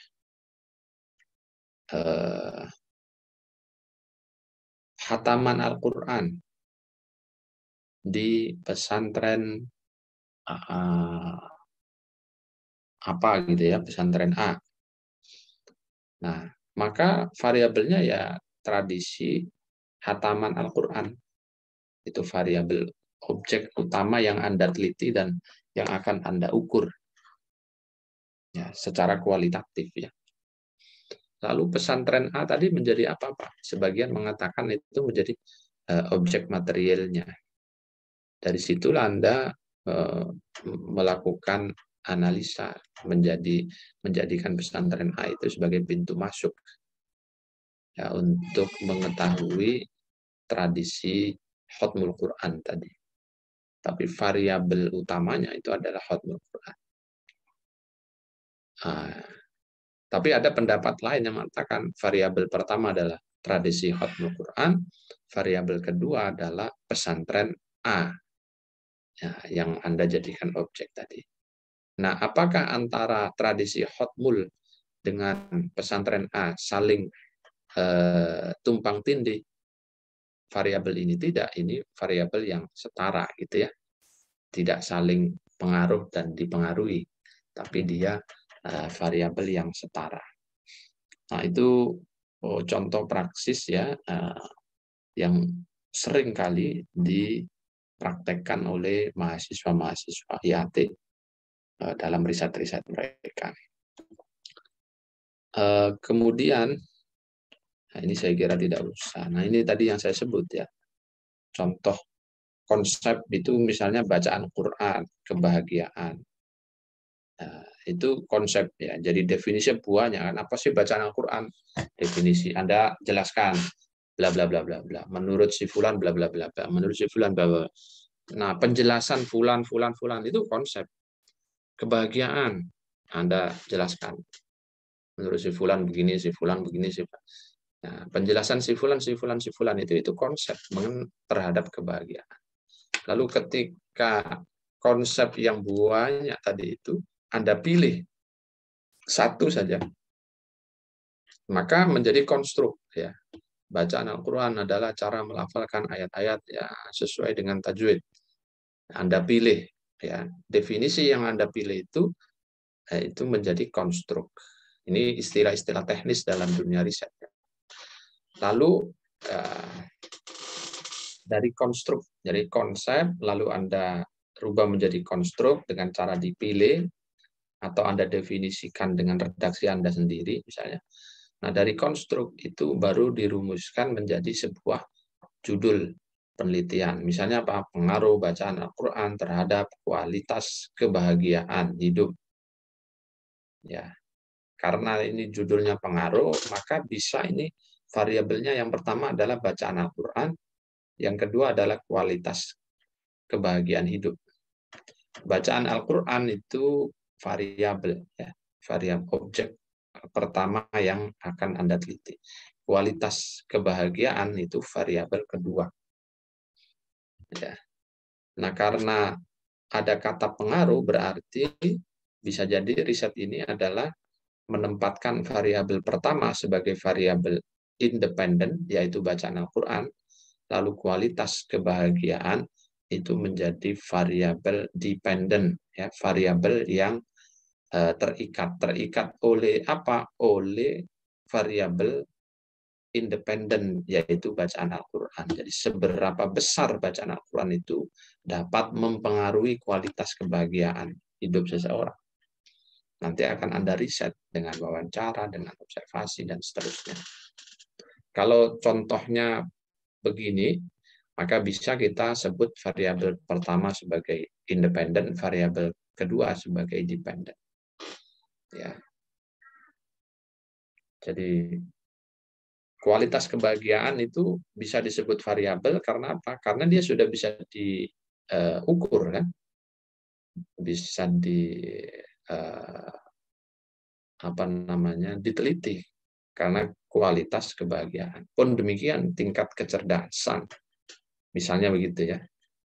Tapi kalau hanya kecerdasan, toh, lalu definisinya itu kan konsep. Bacaan, toh, lalu definisi-definisi itu kan baru konsep. Bisa berubah menjadi variabel ketika misalnya Anda rubah itu menjadi tingkat kecerdasan. Nah, berarti itu sesuatu yang bisa diukur, kan? Kalau ada kata tingkat kecerdasan, Anda ukur tingkatnya. Apakah excellent, apakah baik, ataukah buruk gitu ya, apakah dan seterusnya. Bisa juga kualitas bacaan. Kalau bicara kualitas kan bisa diukur ya. Tinggal alat ukurnya pakai apa? Karena ini kualitatif ya. Anda pakai ukuran-ukuran, mungkin ukuran-ukuran kualitatif ya, menggunakan standar Maisuro kah, menggunakan standar ilmu tajwid kah, dan macam-macam. Nah, ini contoh saja ya bagaimana bentuk pembedaan antara konsep dan variabel dalam dunia riset keIAT-an. Nah, yang terakhir ya yang ingin saya sampaikan adalah soal teori. Jadi secara umum teori itu bisa kita definisikan ya, atau didefinisikan oleh Sugiono sebagai sebuah alur logika atau penalaran. Alur logika itu berarti penalaran ya, yang merupakan seperangkat konsep, definisi, dan proposisi yang disusun secara sistematis. Jadi kuncinya adalah teori itu seperangkat konsep definisi. Jadi kumpulan konsep-konsep, tidak hanya satu, tapi kumpulan. Ya.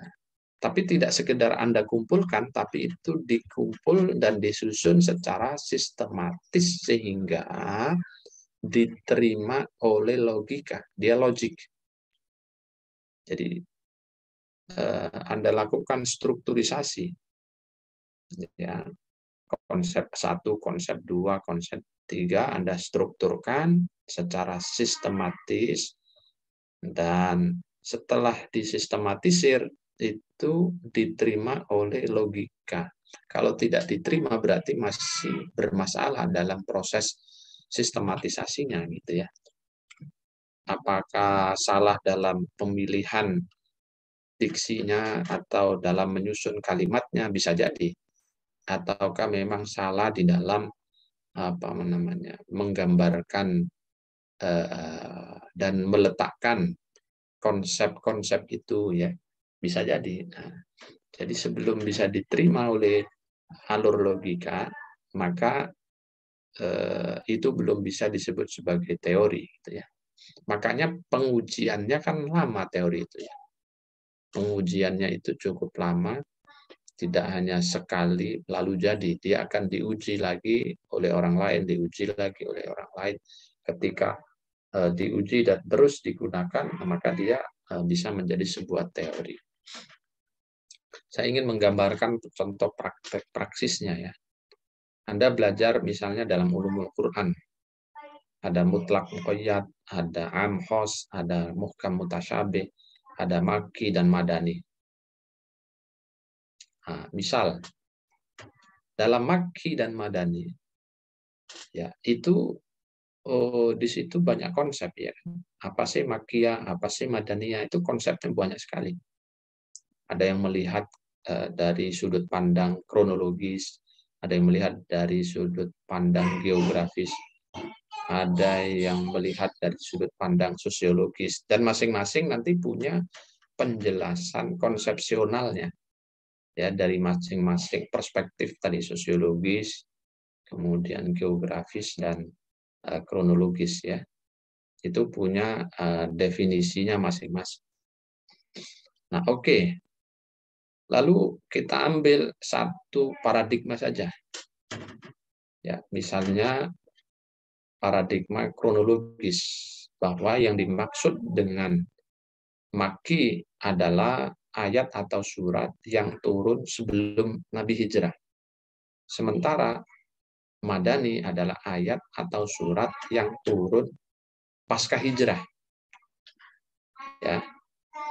Nah, konsep ini awalnya hanya konsep, tapi karena lama-lama itu punya pengikutnya yang banyak sampai hari ini dan kita pelajari, maka sudah bisa menjadi sebuah teori. Nah, Anda pilihlah kira-kira teori ini, ya. Ya. Anda pilih teori yang mengatakan bahwa makki itu ayat atau surat yang turun sebelum hijrah, madani itu yang pasca hijrah.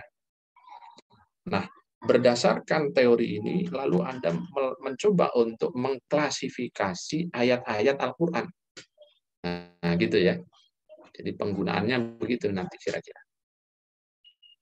Nah, Anda hitung tuh dari Fatihah sampai An-Nas. Mana yang qoblal hijrah, mana yang ba'dal hijrah. Oh, yang qoblal hijrah ini. Maka tersimpulkan sekian ayat dari Al-Baqarah itu makki. Sekian ayat dalam surat Al-Baqarah madani. Nah, tentu tidak sekedar ngomong sekian ayat, tapi harus berdasarkan data dan fakta penelitian, ya. Nah, tidak boleh asal-asalan, ya. Tetapi mengkategorisasikan ini makki, ini madani itu berdasarkan teori tadi yang sudah saya sebutkan, yang mengatakan bahwa makki adalah manuzila qoblal hijrah wal madani manuzila ba'dal hijrah. Itu yang Anda pegangi sebagai sebuah teori. Nah, ini contoh dalam ulumul Quran.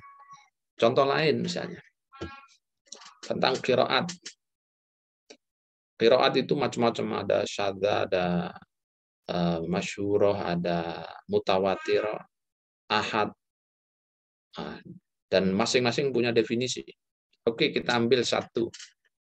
Misalnya yang mengatakan bahwa qiraat mutawatir adalah qiraat yang muttasilatus sanad, muwafiqah al-lughah al-arabiyyah, kemudian muwafiqah li ahadil masahib al-uthmaniyah.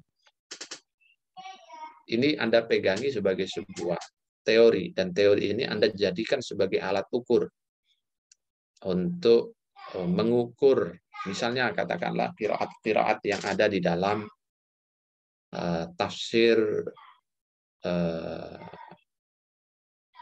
Tarjumanul Mustafid karangan Syekh Abdul Rauf Singkal. Oke, Anda baca di surat Baqarah saja karena Anda batasi karena qiraatnya banyak. Oke Pak, katakanlah di dalam surat Baqarah ternyata ketemu sekitar 100 qiraat di situ. Nah, karena Anda ingin mengklaster qiraat-qiraat yang ada dalam tafsir Tarjumanul Mustafid, khususnya hanya pada kasus surat Al-Baqarah, ya sudah, tinggal Anda lihat saja mana-mana yang memenuhi teori qiraat mutawatirah tadi, yang memenuhi 3 prasyarat. Maka yang memenuhi Anda masukkan dalam kolom mutawatirah. Yang tidak memenuhi bisa masyhurah, ya, bisa juga syaddah, tergantung, ya. Nanti di situ ada teorinya lagi. Nah, ini contoh bagaimana mengoperasionalisasikan teori. Tapi bunyi teorinya sendiri adalah tadi, bahwa qiraat mutawatirah adalah qiraat yang memenuhi standar muttasilatus sanad, muwafiqah li ahadil masahib al-Utsmani wal lughah al-arabiyyah. Itu bunyi redaksional teoritisnya. Nah, lalu ya breakdown-nya ya Anda bikin indikatornya 3 berdasarkan bunyi redaksional tadi. 1 adalah sanadnya nyambung, 2 sesuai dengan salah satu mushaf, 3 sesuai dengan kaidah lughah Arabiyah. Ya, walau biwajhin, ya. Udah, habis itu ini Anda gunakan sebagai kacamata sekaligus alat ukur untuk membaca data-data yang ada dalam tafsir surat Al-Baqarah Tarjumanul Mustafid, baru Anda klaster. Nah, itu aplikasinya begitu.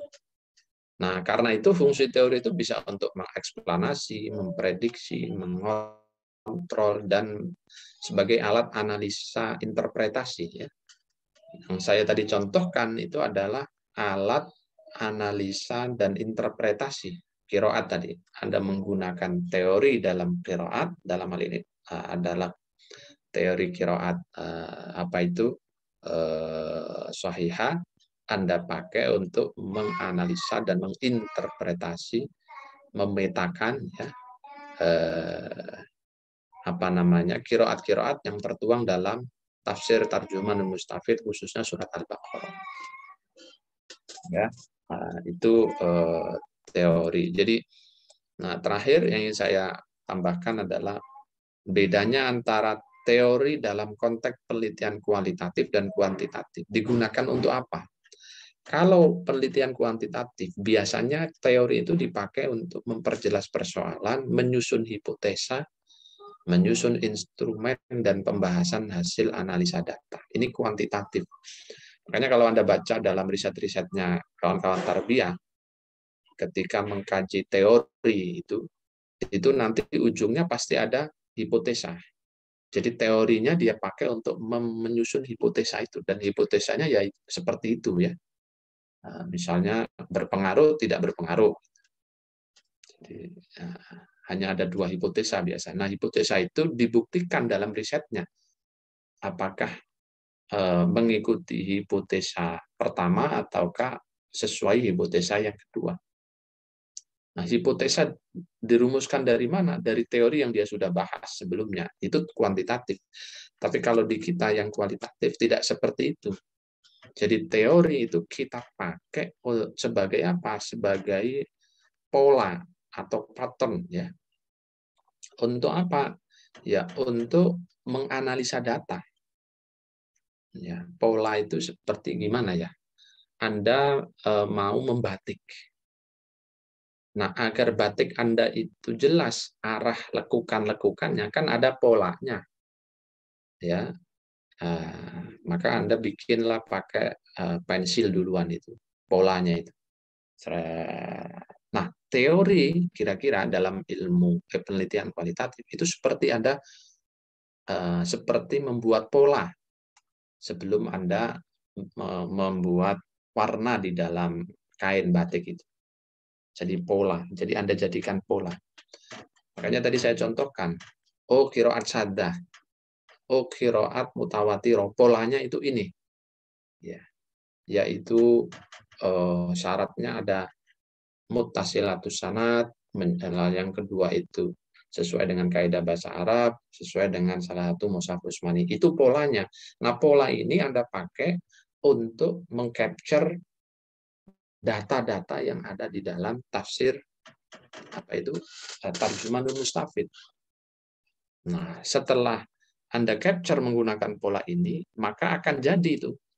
Ya, jadi barangnya akan jadi. Nah, jadinya seperti apa? Ya sesuai dengan pola tadi. Nah, hasilnya apa? 10 dari 100 itu terkategori mutawatirah. Karena 3 syarat tadi terpenuhi. Itu kan pola ya. Nah, itulah ya hasil analisa karena menggunakan teori tadi sebagai pola Anda untuk menganalisa. Lalu 5 dari 100 yang ditemukan qiraatnya dalam tafsir terjemahan surat Al-Baqarah tadi itu, 5-nya ini terkategori qiraat masyhurah. Lalu sisanya itu semua syaddah. Loh, Anda bisa menyimpulkan itu 10 mutawatirah, 5 itu masyhurah, lalu sisanya syaddah, itu bukan main-main ya. Itu hasil riset Anda walaupun kelihatannya sederhana. Dan sampai kepada kesimpulan itu dibantu oleh apa? Oleh apa yang disebut dengan teori tadi. Nah, itulah kira-kira ya operasionalisasi atau contoh-contoh praksisnya ketika Anda nanti menganalisa data di dalam riset Anda menggunakan sebuah teori. Saya kira itu beberapa tambahan yang ingin saya sampaikan. Kalau ada hal-hal yang ingin ditanyakan kembali, saya silakan.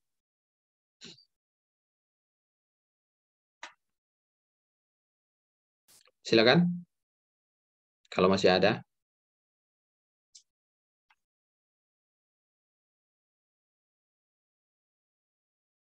Halo. Bapak. Iya Pak, hadir Pak. Bangun. Udah siang. Bapak izin bertanya Pak. Iya. Ini terkait paradigma positivisme tadi dengan yang kata Bapak penelitian paradigma menggunakan paradigma positivisme ditambah kritik itu masih belum paham Pak, maksudnya bagaimana bentuk penelitiannya, terus kalau contohnya itu bagaimana gitu ya Pak, masih belum paham.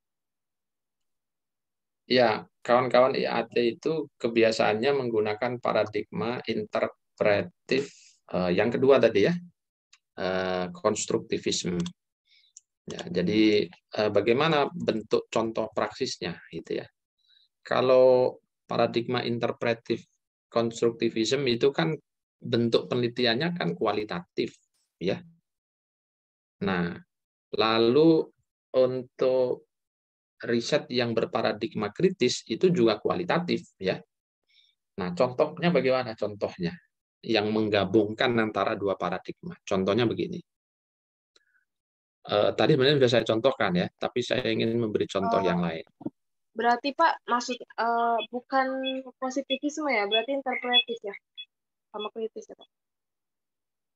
Iya, tadi saya kan menjelaskan itu, interpretif konstruktivism sama kritis. Ya, saya harapkan mahasiswa IAT masuk juga memasukkan paradigma kritis, tidak saja interpretif konstruktivism ya.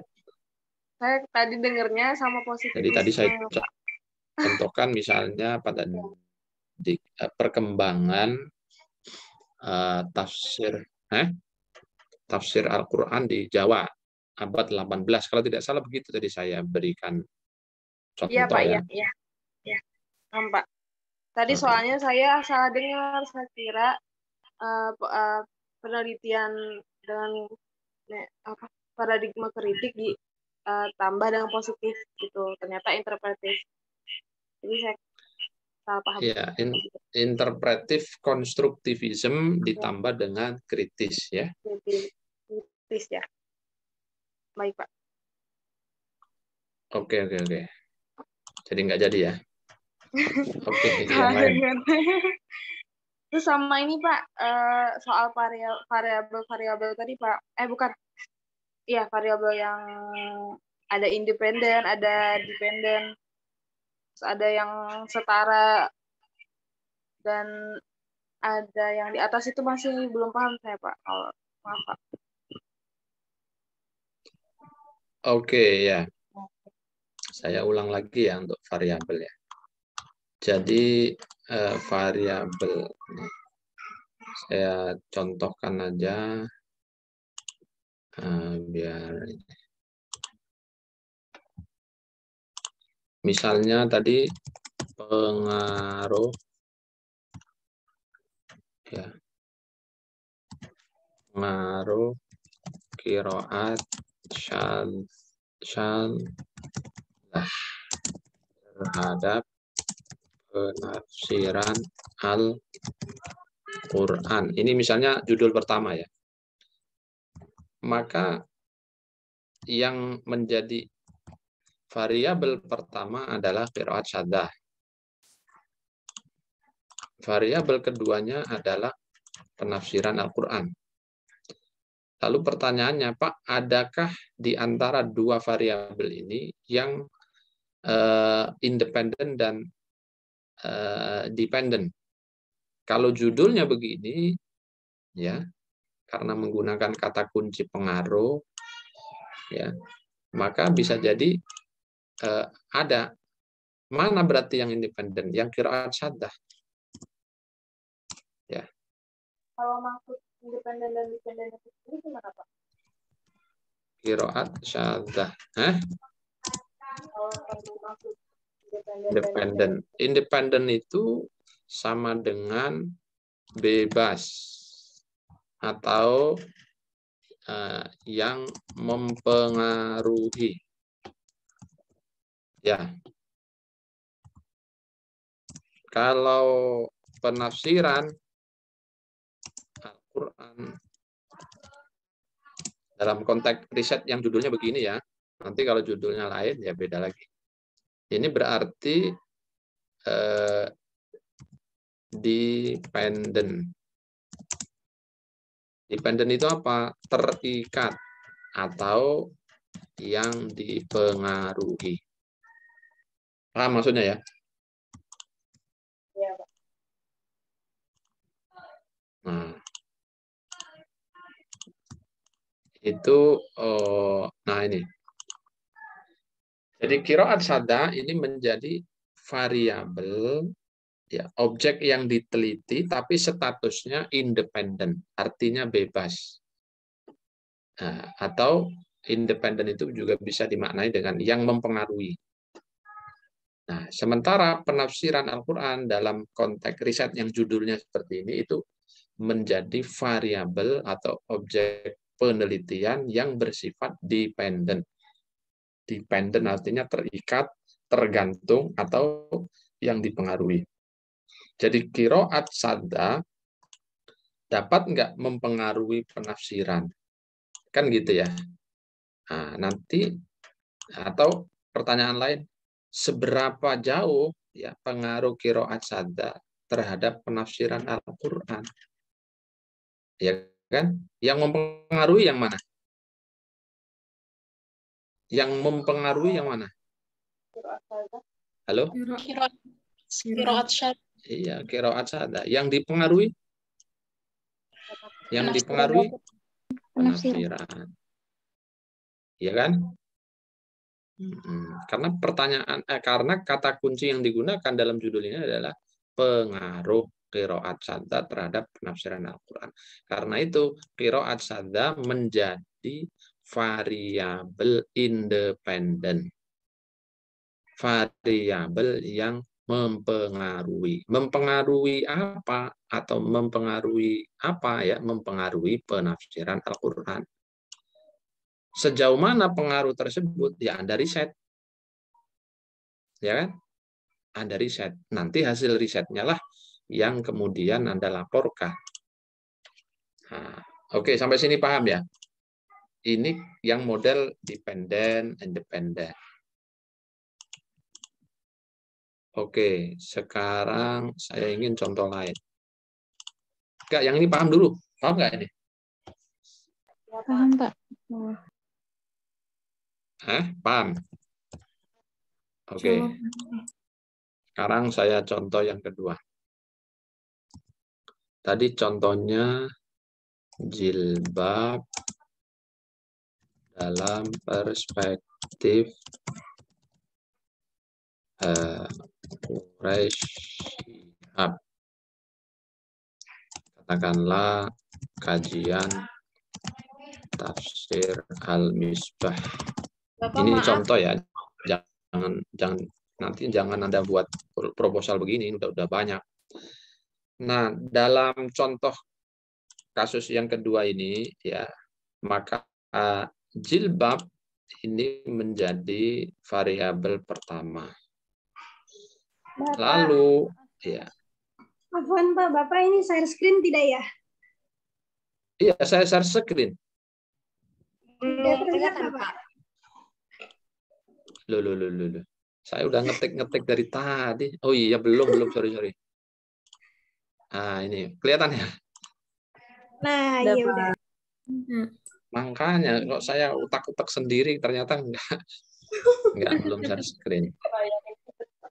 Ya, ini namanya layangan nyambung ya. Jilbab ini berarti variabel pertama, oke.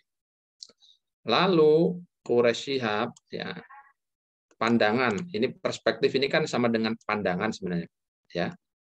Perspektif Quraisyhab ini variabel kedua ya. Nah, jilbab itu variabel 1. Perspektif Quraisyhab itu variabel 2. Ya, saya kasih notif ini ada yang menyebutnya variabel, ada yang menyebutnya tidak. Ya.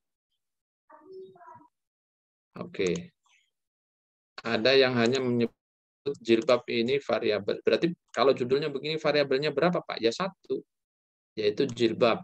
Jilbab saja. Ada yang menggabungkan jilbab dalam pandangan Pak Quraisy. Inilah variabel keseluruhannya. Oh, jadi terjadi ikhtilaf ya. Nah, oke. Nah, misalnya kita mengatakan bahwa jilbab ini variabel 1, ya, lalu pandangan Pak Quraisy dalam Al-Misbah itu variabel 2, maka ini tidak ada variabel yang dependen maupun independen.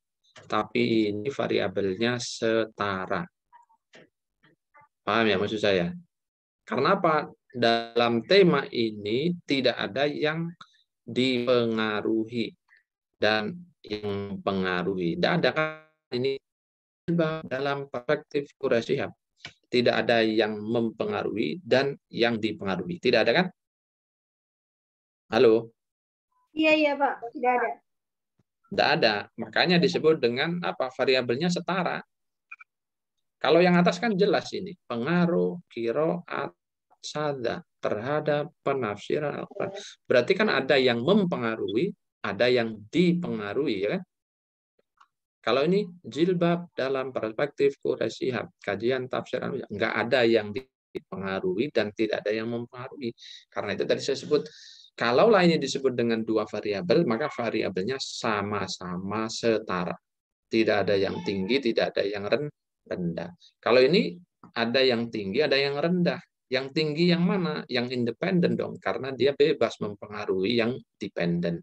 Makanya yang penafsiran ini rendah, karena dia tergantung kepada siapa? Kepada variabel independen. Kalau yang contoh 2, tidak ada yang tergantung satu sama lain. Ini bagi yang memposisikan pandangan Quraisy Shihab dalam tafsirnya itu sebagai variabel 2. Bagi yang memahami ini hanya satu variabel, ya malah tidak ada stratifikasi variabel di sini ya. Ya, karena hanya ada satu. Oke, bisa dipahami ya ini ya, 2 contoh ini. Siapa? Ya, oke, ada lagi? Kak, saya mau nanya, kalau misalnya variabel discrete sama variabel continue itu contohnya bagaimana, Pak? Saya agak kurang. Itu dalam penelitian kuantitatif ya. Dalam penelitian kuantitatif. Jadi kita tidak menggunakan yang model-model seperti itu. Tadi sudah saya katakan. Yang tadi kan sudah dijelaskan ya itu. Dalam definisi Anda itu baik yang diskrit maupun yang satu lagi tadi yang kontinum ya. Ya, itu sudah Anda jelaskan masing-masing. Jadi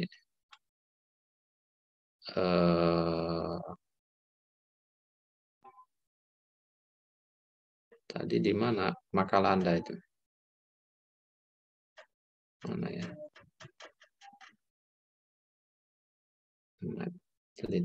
Oke. Nah.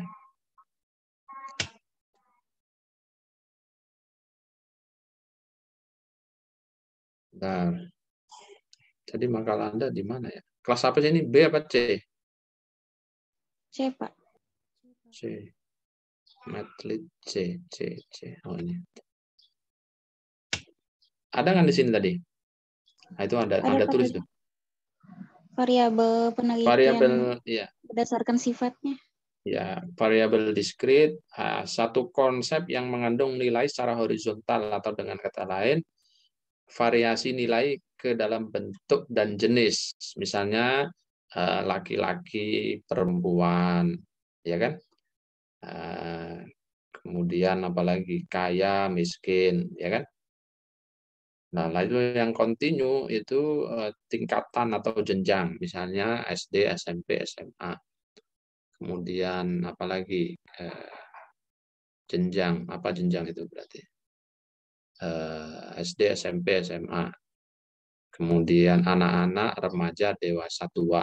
Ya, misalnya begitu. Anda bikin hitungannya begitu.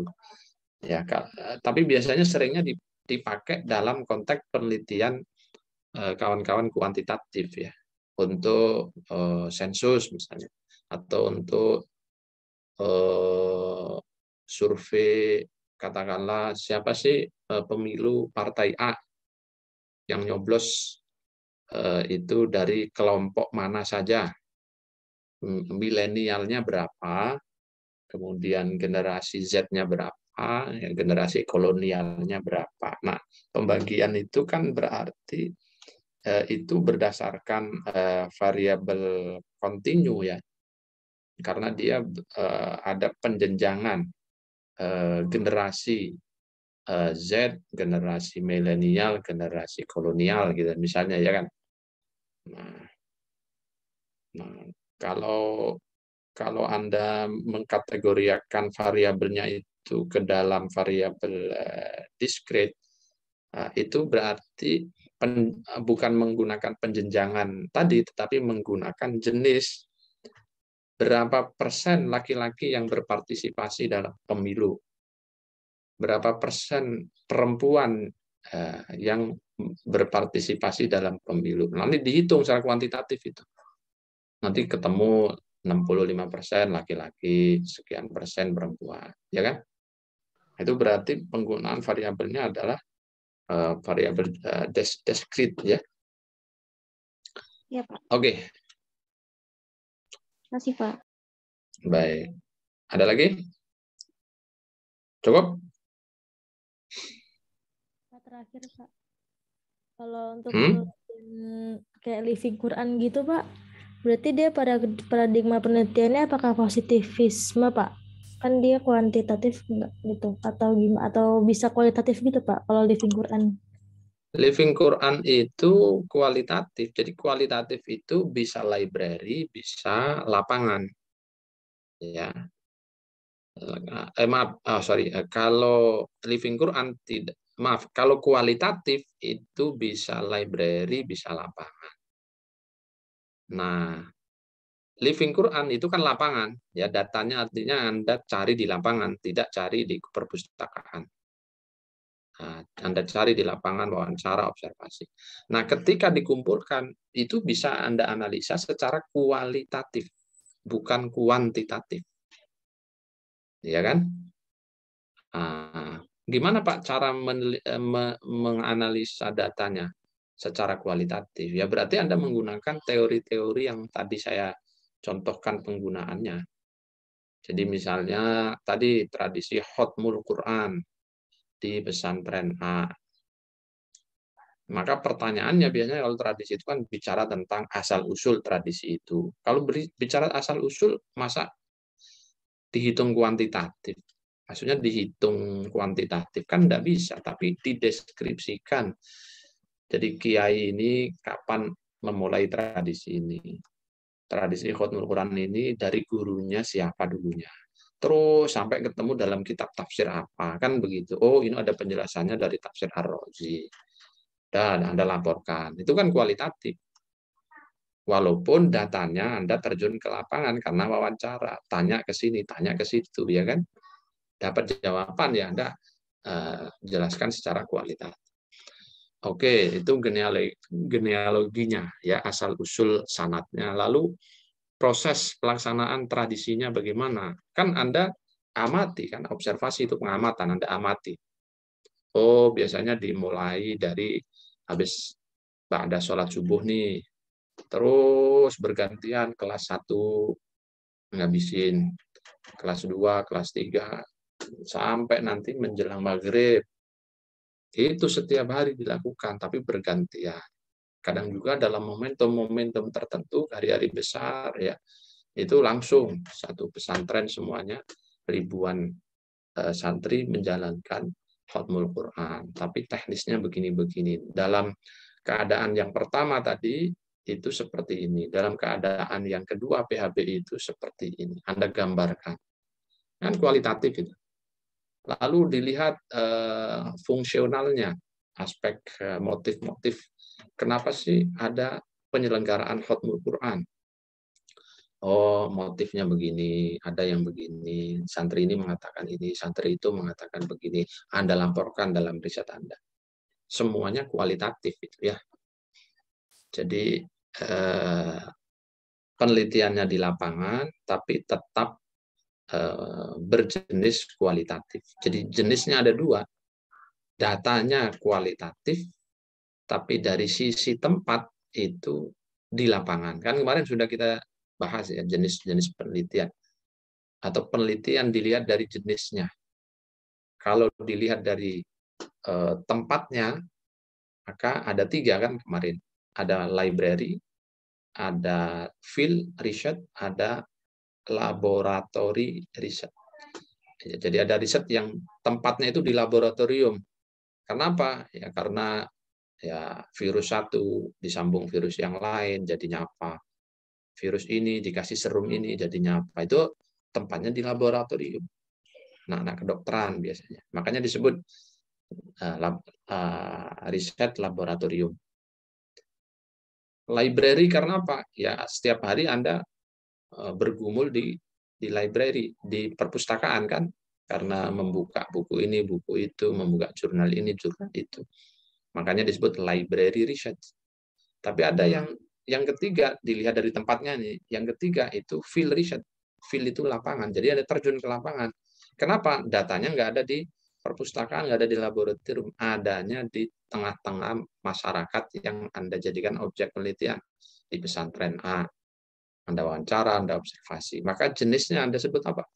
Oh, jenis field research. Tapi apakah cukup jenis ini hanya satu? Enggak. Karena datanya ternyata data kualitatif. Maka juga Anda sebut ya dari sisi datanya penelitian ini termasuk jenis kualitatif. Nah, nanti ada pembagian-pembagian lagi gitu ya. Jadi seperti itu. Apakah Living Quran bisa diriset dengan kuantitatif? Ya mungkin bisa ya. Tapi sepengalaman saya, kawan-kawan yang riset Living Quran itu belum ada yang menganalisa secara kuantitatif dalam arti sepenuhnya menggunakan rumus-rumus statistik, itu belum ada.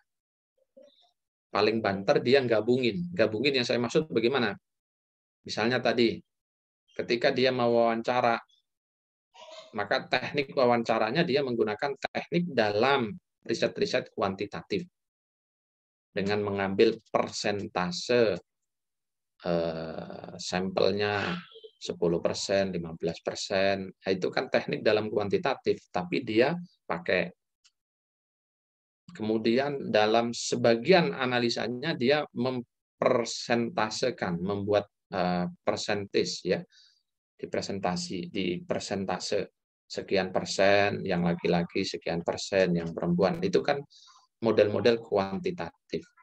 Tetapi pada saat yang sama analisa core-nya itu nanti dianalisa secara kualitatif. Jadi itu paling banter, sehingga kalaulah disebut ya mungkin gabungan, walaupun porsinya tetap dominan model kualitatif data-data dia. Oke, itu ya. Saya kira cukup karena saya mau ada rapat jam 1:30 dan harus saya akhiri karena belum persiapan ya. Terima kasih sekali lagi. Kita ketemu lagi insya Allah di pertemuan yang akan datang. Minta tolong PJ-nya untuk diabsensi secara manual juga. Mudah-mudahan ada manfaatnya. Kita akhiri dengan alhamdulillahirobbilalamin. Wassalamualaikum warahmatullahi wabarakatuh. Waalaikumsalam warahmatullahi wabarakatuh. Terima kasih Bapak.